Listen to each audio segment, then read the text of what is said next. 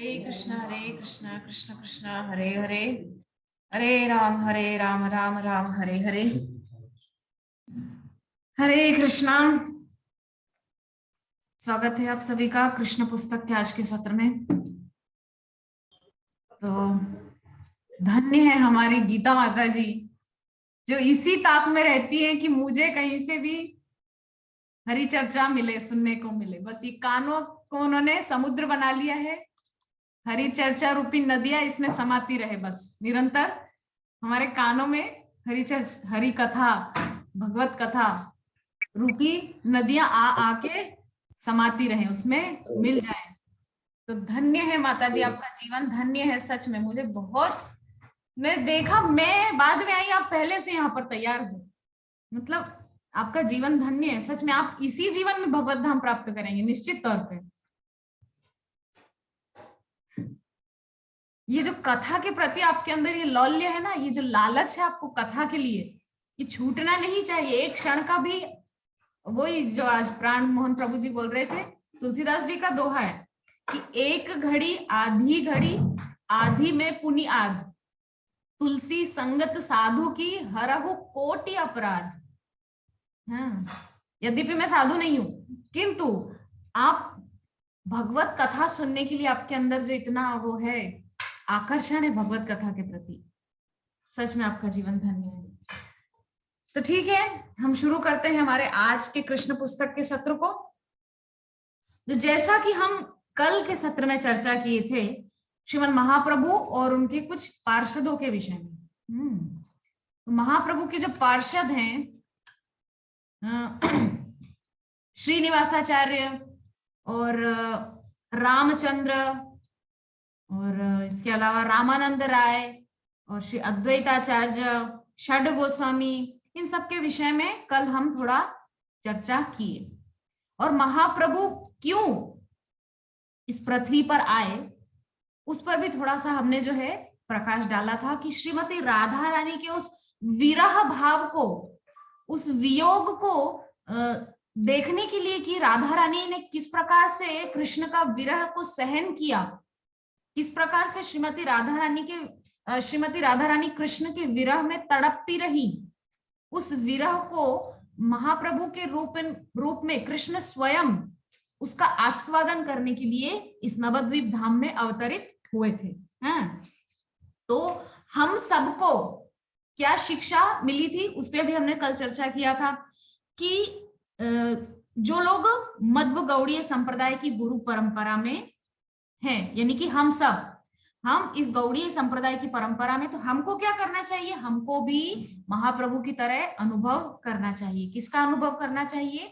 कृष्ण के वियोग का अनुभव, और करना ही चाहिए। अच्छा, यहाँ पे एक विषय में आज मैं चिंतन कर रही थी, जब मैं घर में झाड़ू दे रही थी उस समय मेरे चित्त में एक बात आई कि कितनी विडंबना है कि हम कृष्ण से कोसों करोड़ों अनगिनत किलोमीटर की दूरी पर हैं। कहाँ? हम इस ब्रह्मांड के एक पृथ्वी लोक में है, भूलोक में है, और कहाँ श्री कृष्ण सर्वोच्च लोक, सबसे ऊंचे लोक में, गोलोक वृंदावन में बैठे हुए हैं। हमसे कितना दूर हैं, लेकिन फिर भी हमको उनका विरह नहीं सताता। और गोपियां नित्य उनको देखती थी, उनको स्पर्श करती थी, उनको आलिंगन करती थी, उनको चुंबन करती थी, उनके साथ रास करती थी, उनको माखन अपने हाथों से खिलाती थी, नित्य उनका सानिध्य उनको प्राप्त था। फिर भी गोपियों को कृष्ण का वियोग, विरह का अनुभव होता था। तो ये हमारे लिए कितनी बड़ी विडंबना है कि हम कृष्ण से इतना दूर हैं, फिर भी हमको कृष्ण का विरह नहीं सताता, और कृष्ण के इतने नजदीक रहकर भी गोपियों को सब समय कृष्ण का विरह सताता था। तो यही शिक्षा देने के लिए श्रीमन महाप्रभु उस विरह का आस्वादन करने के लिए भक्त रूप में आए, यानी कि भक्तावतारम भक्ताख्यम, चैतन्य चरितामृत में वर्णन है, भक्तावतारम, भक्त रूप में आए हैं। कौन? साक्षात श्री कृष्ण, नंद नंदन श्री कृष्ण साक्षात भक्त रूप में आए हैं। क्यों? ताकि वो भक्ति का आस्वादन कर सके और जगतवासियों को समझा सके कि कृष्ण के वियोग का अनुभव हमको सबको करना चाहिए, केवल भक्ति मार्ग पे है उनका नहीं। कह रहे हैं यहाँ पर सबको करना चाहिए। हम कितना दूर है कृष्ण से, कभी हमने विचार किया है? एक भजन मैं सुनती थी बचपन से, जिसमें बहुत सुंदर लाइन है। भजन इस प्रकार से है कि भक्तों की सुनो पुकार, हरि आ जाओ एक बार। तो उसमें एक स्टैंजा, एक अंतरा है कि तुमसे बिछड़े युग बीत गए, मेरे मालिक मुझसे रूठ गए, हाँ अब दर्शन दो साकार, हरि आ जाओ एक बार। तो ये लाइन मुझे इतना ज्यादा टच करता था, ये मन में, छोटा सा घर, हाँ मेरा छोटा सा परिवार, हरि आ जाओ एक बार। तो ये जो लाइन है, ये एक लाइन दिल को चीर देने वाली है। कौन सी लाइन? कि तुमसे बिछड़े युग बीत गए। हाँ, हमको कृष्ण से बिछड़े युग बीत गए, हमको पता थोड़ी, हमको याद थोड़ी, हम तो सब भूल गए। अर्जुन को भगवान क्या कह रहे हैं भगवत गीता के समय में कि जो है तुम्हारे भी कई जन्म हो चुके हैं, हे पार्थ, हे कुंती पुत्र, हे कौंतेय, हे भारत, हे अर्जुन। अर्जुन के बहुत सारे नाम है, अर्जुन के नाम है पार्थ है, कौंतेय है, और अर्जुन तो है ही, उसके अलावा विजय, कृष्णा, बहुत सारे नाम है अर्जुन के। हाँ, तो भगवान अर्जुन को क्या बोल रहे हैं कि तुम्हारे भी कई जन्म हो चुके हैं और मैं भी कई बार आ चुका हूं उस पृथ्वी पर, मुझे याद है, तुम भूल गए हो। तो वो जो हम भूल गए हैं, क्यों भूले हैं? क्योंकि हमको याद नहीं है कि हम कितने जन्मों से भगवान से दूर हैं, कितने युगों से हम कृष्ण से दूर हैं। हाँ, तो महाप्रभु हमको वही याद दिलाने के लिए आए थे। श्रीमान महाप्रभु हमको वही चीज याद दिलाने के लिए आए थे कि हम कई कई युगों से कृष्ण से दूर हैं, हमको क्यों वियोग का अनुभव नहीं हो रहा है, हम क्यों उस विरह को अनुभव नहीं कर पा रहे हैं। क्यों मैं इस वियोग पर इतना बोल रही हूँ? क्योंकि इस अध्याय का नाम ही है गोपियों का वियोग। 35 चैप्टर है 10th कैंटो का, गीता माता जी 10th कैंटो का 35 चैप्टर, 10th कैंटो की सेकंड बुक में आएगा ये वाला, पार्ट 2 में, है ना, 10th कैंटो का पार्ट 2। 35th चैप्टर जिसका नाम है, 35वां अध्याय जिसका नाम है गोपियों का वियोग। अभी जिस पर चर्चा, ये सच में ये पॉइंट जब सुबह घर में झाड़ू देते वक्त मेरे चित्त में आया, तो मुझे लग रहा था कि सच में बहुत बड़ी विडंबना है हम एक एक मनुष्य के लिए। गोपियां नित्य कृष्ण के सानिध्य में है, नित्य कृष्ण के निकट है, फिर भी उनको वियोग का अनुभव हो रहा है। हम गोलोक वृंदावन से करोड़ों अरबों किलोमीटर की दूरी पर यहाँ पृथ्वी लोक में मानव रूप में है, हमको फिर भी कृष्ण से विरह या दूरी का अनुभव नहीं होता, वियोग का अनुभव नहीं होता। ये हमारे लिए बहुत बड़े शर्म की बात है। तो आगे बढ़ते हैं। तो गोपियां परस्पर कृष्ण के विषय में इस प्रकार चर्चा चलाती रहती थी। गोपियों का क्या काम था? गोपियां निरंतर कृष्ण में ही डूबी रहती थी, कृष्ण चिंतन में ही डूबी रहती थी, उनको और कोई काम नहीं होता था गोपियों को। गोपियां निरंतर कृष्ण चिंतन में ही जैसे कल भी चर्चा की थी और परसों भी कहा था कि यान्ति तन्मयताम हिते। तन्मयता मतलब गोपियों को ये नहीं लगता था कि कृष्ण दूर कहीं वन में धेनु चरा रहे, उनको लगता है उनकी आंखों के सामने लीला चल रही है, और वो चिंतन करती थी और आपस में बातें करती थी इस प्रकार से। तो एक सखी कहती, सखियों क्या तुम जानती हो कि जब कृष्ण भूमि पर शयन करते हैं तो वे अपनी बाई भुजा के बल लेते हैं। अब सोचिए, इतना अंतरंग कृष्ण के विषय में जानती है गोपियां। गोपियां अपने अपने घरों में रहती है, कृष्ण जब शयन करते हैं तो अपने घर में शयन करते हैं। गोपियों को अपने घर में कैसे पता चल गया कि कृष्ण कैसे शयन करते हैं, कैसे उठते हैं, कैसे बैठते हैं, कैसे खाते हैं, कैसे बोलते हैं? इसको कहते हैं तन्मयता। गोपियों ने अपने आप को मतलब एकाकार कर दिया है कृष्ण में। वो अपने आप को कृष्ण से अलग मानती ही नहीं, उनको ये लगता है कि हम सब समय कृष्ण हमारे साथ ही हैं।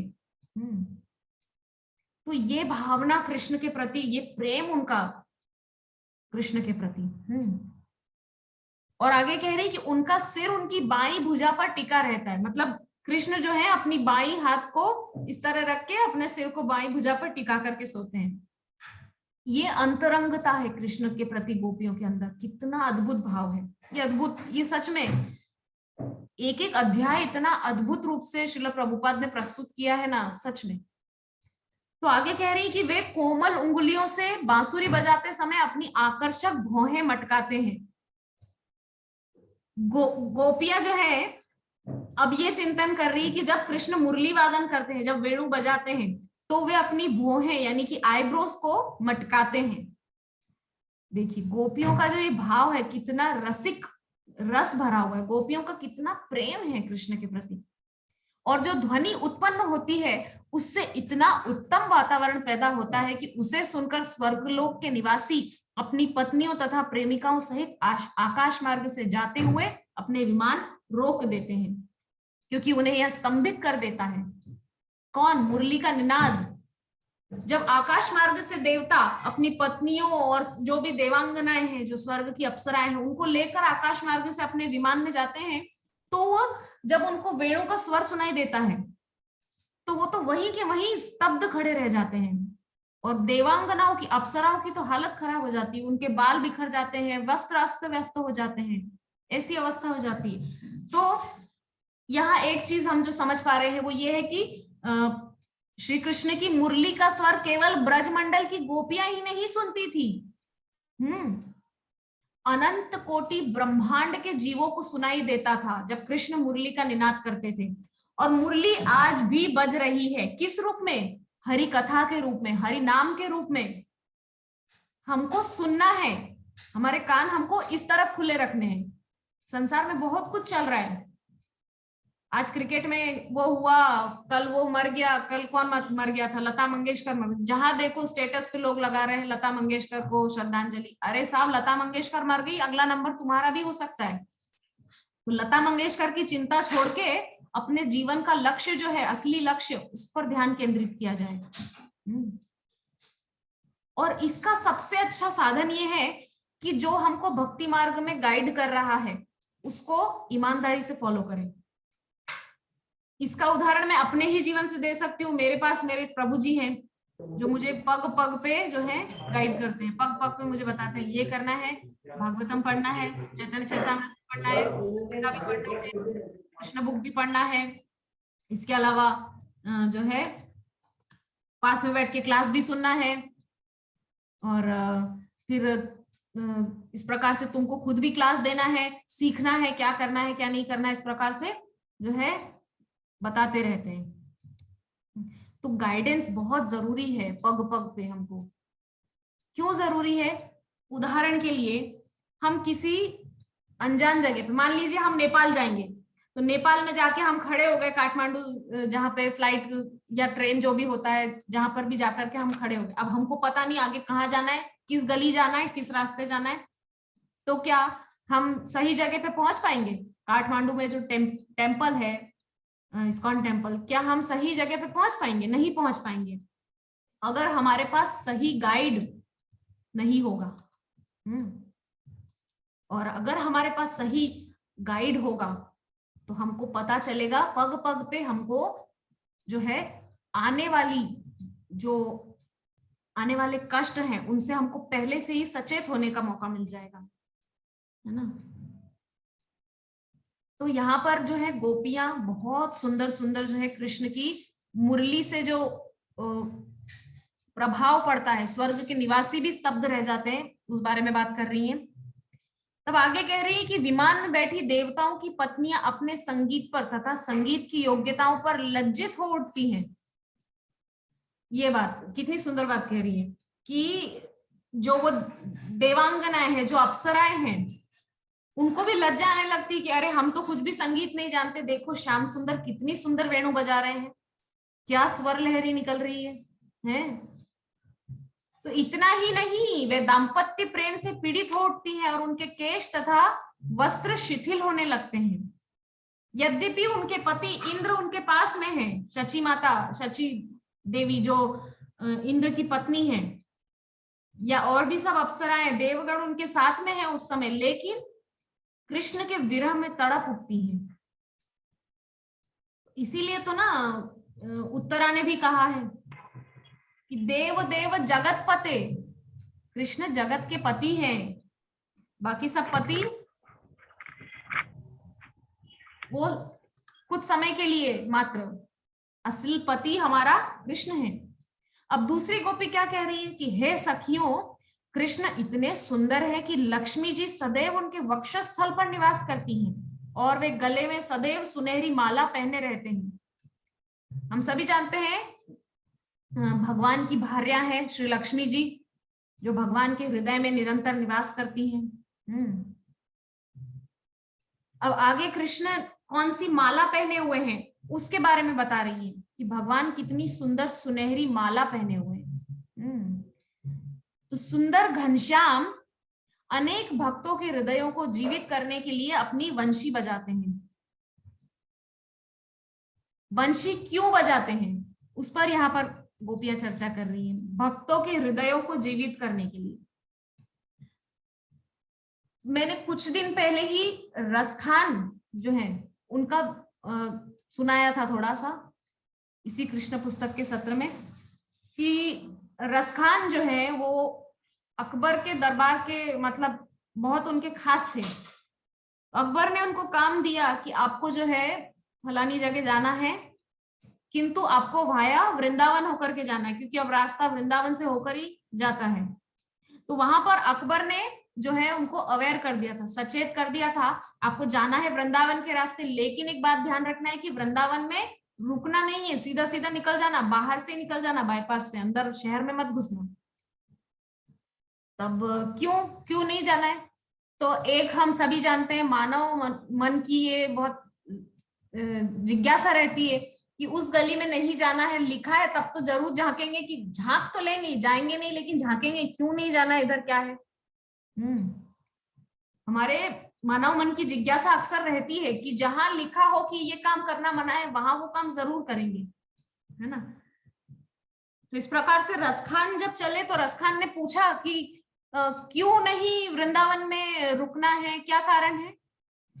तो बोले वहां पे जो है सुना है एक सांवला सलोना सा रहता है, वो ऐसा मुरली बजाता है ना, अगर कोई एक बार सुन लेगा ना तो फिर वो किसी काम का नहीं रहता, वो दुनिया के काम का नहीं रहता, वो फिर दुनिया के लिए बेकार हो जाता है वो। तो ठीक है, अब रसखान चले हैं, बोले ठीक है मैं ध्यान रखूंगा, लेकिन अब मानव मन की जिज्ञासा कहाँ मानता है मन। तो पहुंच गए वृंदावन। अब वृंदावन में जैसे ही चले हैं तो ऐसा लगा है कि पीछे से कोई छम छम करके निकल के गया, जैसे ही पलट के देखा कोई नहीं। उस स्वर्ग के पीछे मुरली का निनाद सुनाई दिया, फिर धीरे से मुरली के निनाद के पीछे पीछे जैसे ही दौड़े हैं तो जाकर के देखा है वहां तो कोई नहीं है। फिर सोच रहे हैं कि पता नहीं कहाँ जो भी था चला गया।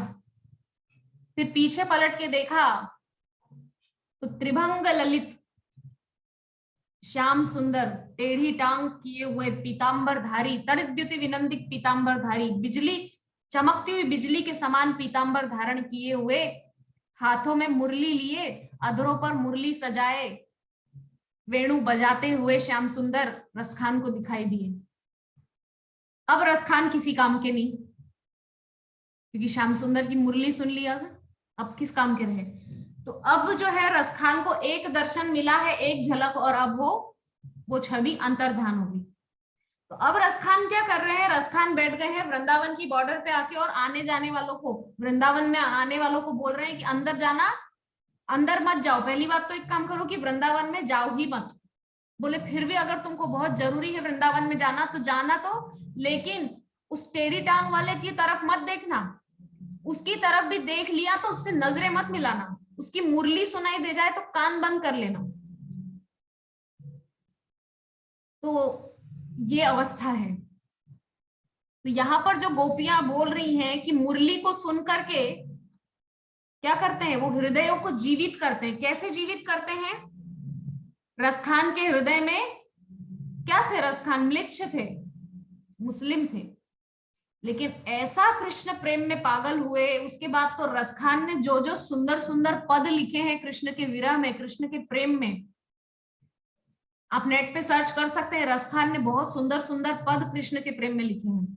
और आज भी वृंदावन में रसखान की समाधि है। रसखान नाम से ही समझ में आ रहा है कि मुस्लिम है, लेकिन फिर भी ऐसे रसखान को भक्त मान करके वृंदावन के लोग समाधि पे पुष्प चढ़ाने जाते हैं।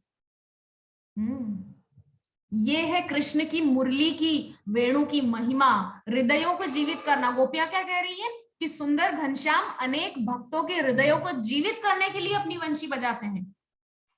रसखान के हृदय को जीवित कर दिया ना, युग युगांतरों से जो कृष्ण प्रेम उनके हृदय में था उसको उन्होंने जीवित कर दिया। नहीं तो हम सभी जानते हैं कि लोग सो कॉल्ड कितने कट्टरवादी होते हैं। हाँ, तो इस प्रकार से मुरली क्या करती है, भगवान के जो भक्त हैं उनके हृदयों को जीवित करती है। तो वे दीन दुखियारों के एकमात्र मित्र हैं। जब वे बांसुरी बजाते हैं तो वृंदावन की सारी गौवे तथा पशु चारा चबाना छोड़कर मुंह का तृण मुंह में ही रखे रह जाते हैं। क्या कह रही है, दीन दुखियों के एकमात्र मित्र हैं।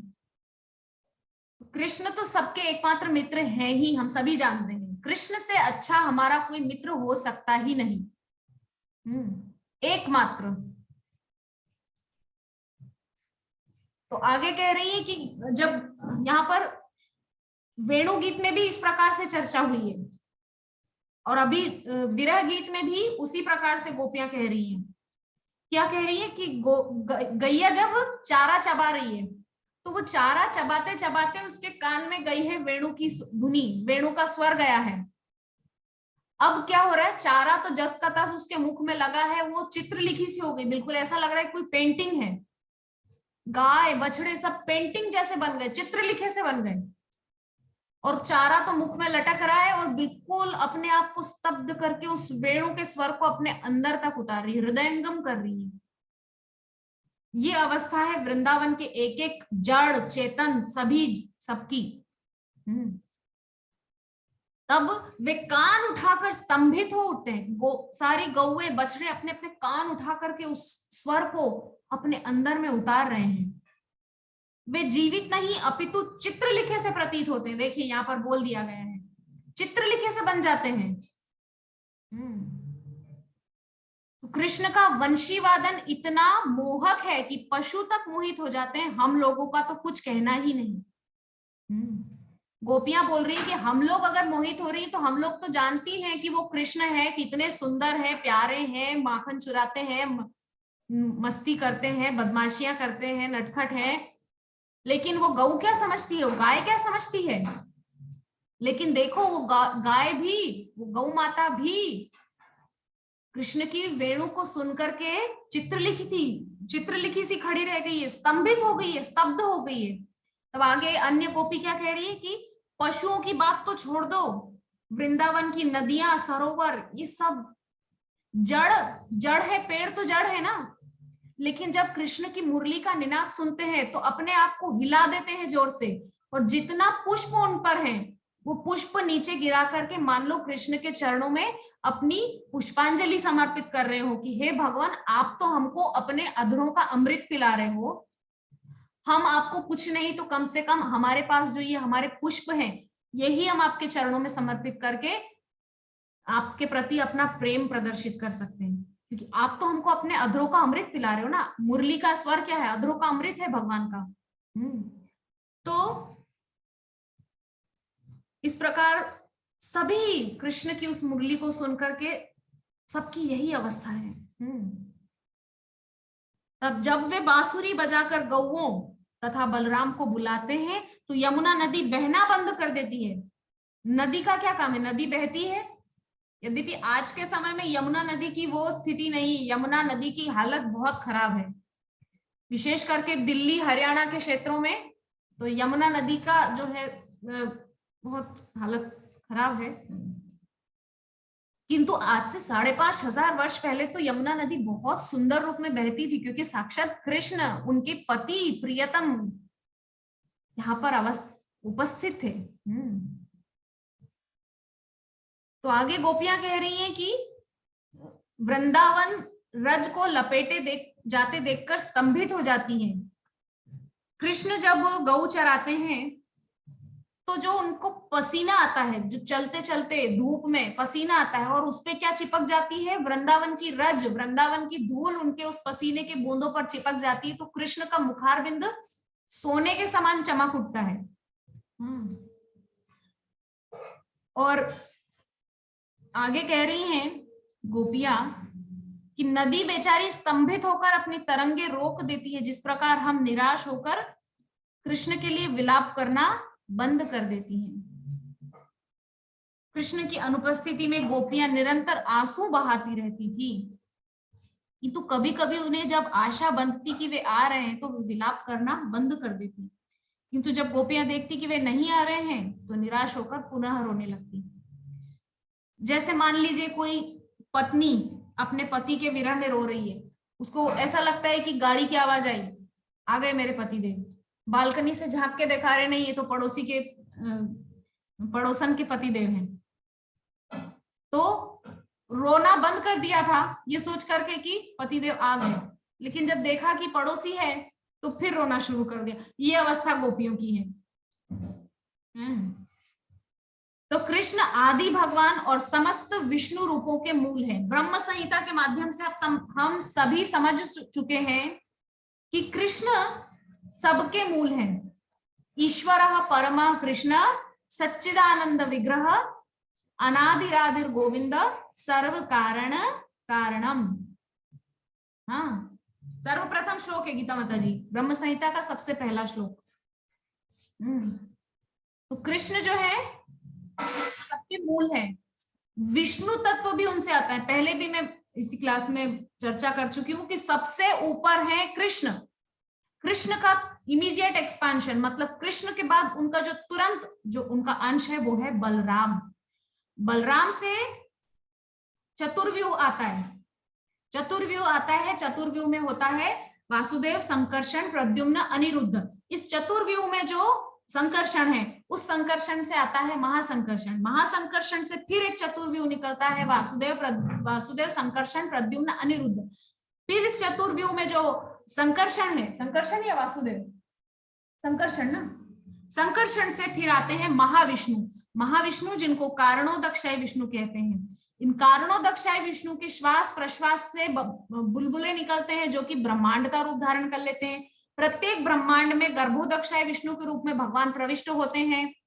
तत्पश्चात गर्भोदक्षाय विष्णु एक एक ब्रह्मांड में स्थित होते हैं और गर्भोदक्षाय विष्णु के नाभि से निकलता है कमल, कमल पे आते हैं ब्रह्मा, ब्रह्मा से प्रकट होते हैं शिव। इस प्रकार से प्रत्येक ब्रह्मांड के जो है गर्भोदक्षाय विष्णु, ब्रह्मा और शिव, मतलब ब्रह्मा विष्णु महेश तीनों प्रत्येक ब्रह्मांड के अपने अपने एक एक सेपरेट हो जाते हैं। फिर जितनी अनंत कोटि आत्माएं, जीवात्माएं शरीरधारी बनते हैं, उनके अंदर परमात्मा रूप में भगवान क्षीरोदक्षाय विष्णु के रूप में प्रविष्ट होते हैं। ये ब्रह्म संहिता के सेमिनार में हम इस चीज को बहुत अच्छे से डिटेल में समझ चुके हैं और यहाँ पर भी बहुत बार मैंने इसको वर्णन किया है ना। तो यहाँ पर क्या कह रहे हैं कि कृष्ण आदि भगवान और समस्त विष्णु रूपों के मूल हैं। बहुत से लोग ऐसा मिसकंसेप्शन रखते हैं, उनको भ्रम रहता है कि विष्णु जो है वो डेड एंड है, विष्णु के ऊपर और कुछ नहीं है। बहुत से लोगों की सोच होती है, हाँ, जो मानते हैं कि Vaikuntha is the dead end, उसके आगे कुछ नहीं है। लेकिन अभी मैंने आप सबके सामने डिस्क्राइब कर दिया है कि कृष्ण सबसे ऊपर हैं। विष्णु तो बहुत बाद में आ रहे हैं। कहाँ, दो चतुर्व्यूह, उसके बाद बहुत कुछ पार होने के बाद विष्णु है। यद्यपि यहाँ मैं ये नहीं कह रही हूं कि विष्णु तत्व की शक्ति कम है, क्योंकि वो सीधा कृष्ण से आ रहे हैं। हाँ, तो हमको विष्णु तत्व को अभी जैसे कि प्रभु जी ने अपनी क्लास में इस चीज को मेंशन किया था कि विष्णु तत्व को कभी भी ब्रह्मा और शिव से कंपेयर नहीं करना है।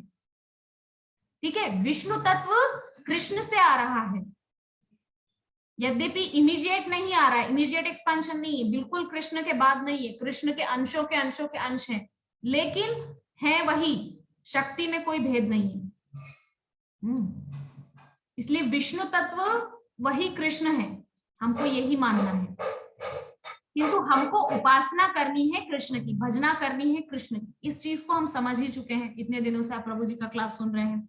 तो यहाँ पर गोपियां कह रही है कि भगवान समस्त विष्णु रूपों के मूल है और जो सारे ग्वाले हैं वो क्या है, देवता हैं।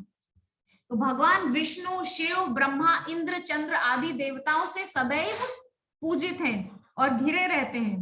जब श्री कृष्ण वृंदावन के जंगल में विचरण करते या गोवर्धन पर्वत पर जाते हैं तो उनके साथ साथ ग्वाल बाल रहते हैं। तो गोपियां यहाँ जो है जान रही है। गोपियां, कल भी मैंने चर्चा किया था कि विभा माता जी ने पूछा था कि भक्ति और साधना में क्या डिफरेंस है। तो मैंने उनको बताया कि भक्ति और साधना में कोई डिफरेंस नहीं है। हम लोग जो कर रहे हैं ये है साधन भक्ति। साधन भक्ति मतलब हम भागवतम का साधन कर रहे हैं, भगवत गीता का साधन कर रहे हैं, चैतन्य चरितामृत का साधन कर रहे हैं, नित्य 16 माला का साधन कर रहे हैं, भगवान के दर्शन का साधन कर रहे हैं। किंतु गोपियां क्या साधन करती थी?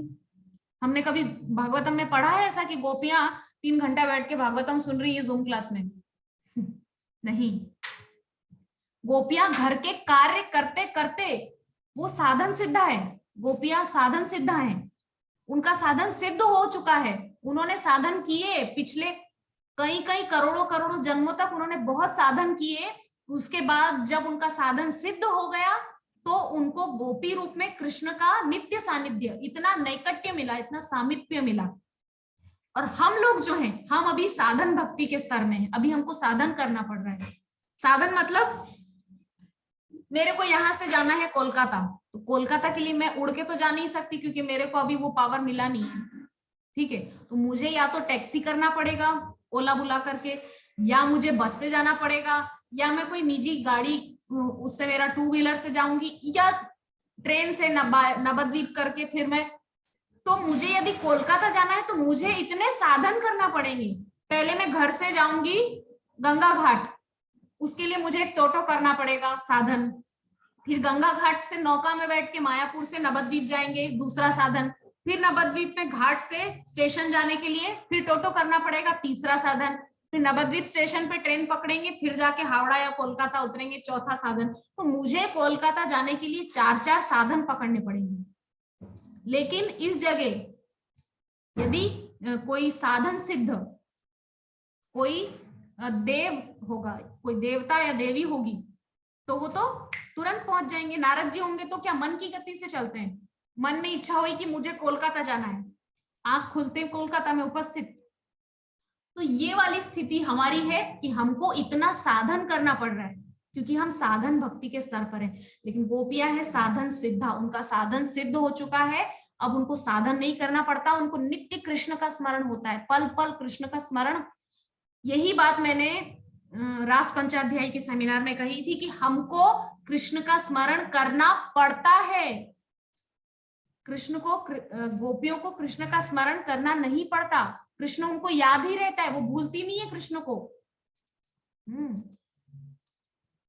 तो ये अंतर है गोपियों के बीच में और हमारे बीच में।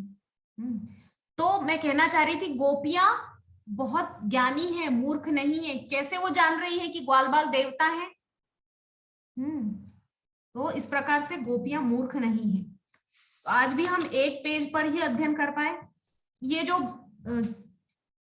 चैप्टर है ना, बहुत सुंदर है। मुझे खुद इतना रोमांच हो रहा है इसका विश्लेषण करने में। तो अभी हमारे पास केवल 6 मिनट बाकी हैं। आप में से उपस्थित वैष्णवों में से यदि किसी का कोई प्रश्न जिज्ञासा हो तो आप रख सकते हैं। मात्र 6 मिनट का समय है। हरे कृष्णा।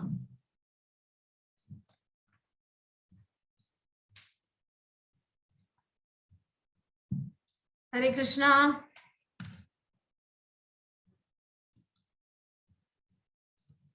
सिर्फ 6 मिनट का समय है। आज का सत्र यहीं पर विश्राम लेता है। अगर कोई प्रश्न जिज्ञासा है तो आप कर सकते हैं।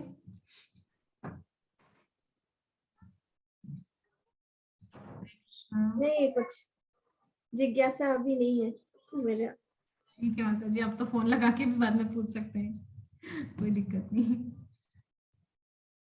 ठीक है, स्वर्ण मलिक प्रभु जी, हरे कृष्णा। हरे कृष्ण। हरे कृष्णा। आपका कोई प्रश्न जिज्ञासा, कोई आपके मन में कुछ भी, जेनरल भी हो सकता है, इससे जुड़ा हुआ भी हो सकता है। जनरल एक्चुअली था, एक क्वेश्चन था मेरा। हाँ हाँ पूछिए। मैंने एक्चुअली आपका एक्चुअली एक हिंदी में वो शो होता है ना, वो देखा था मैंने, जिसमें 4 लोग बैठे होते हैं, जगन्नाथ प्रभु जी भी बैठे होते हैं, उसमें आप भी थे। तो उसमें मैंने देखा था कि आप ब्रज भाषा में बात कर रहे थे, तो ये मतलब आपने कहाँ से सीखा?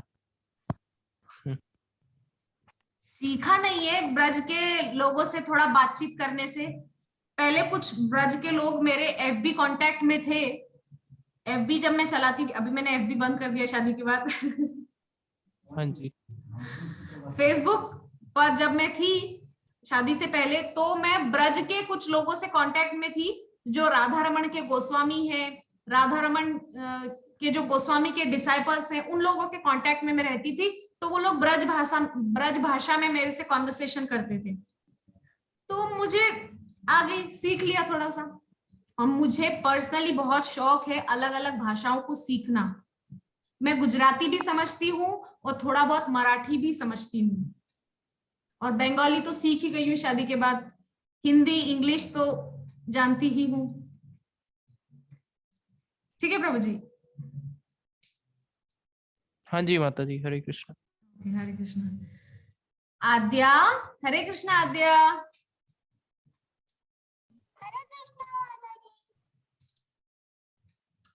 आपका कोई क्वेश्चन है? बोलो। क्वेश्चन पूछो। आपका कोई आप बहुत क्वेश्चन? सुंदर हैं। आप तो बहुत सुंदर है। Oh my God. नहीं, आप उल्टा बोल रहे हो। आप बहुत सुंदर हो, एकदम छोटी सी गोपी हो श्याम सुंदर की। तो हम लोग मायापुर आएंगे आपसे मिलने। बिल्कुल जरूर आइए, जरूर आइए। हाँ बिल्कुल, जब आप आओगे तो मैं आपको अपने हाथ से पिज्जा बना करके, केक बना करके खिलाऊंगी, ठीक है? ओके। हरे कृष्णा। ठीक है, तो मुझे नहीं लगता अर्चना माता जी अभी चले गए हैं कहीं किसी काम से। तो ये कौन हमारे साथ जुड़े हैं? टेक्नो कैमॉन आए। हरे कृष्णा प्रभु जी, आप कृपा करके अपना परिचय दीजिए, मैं पहचान नहीं पाई। अर्चना माता जी, आपको कोई प्रश्न है?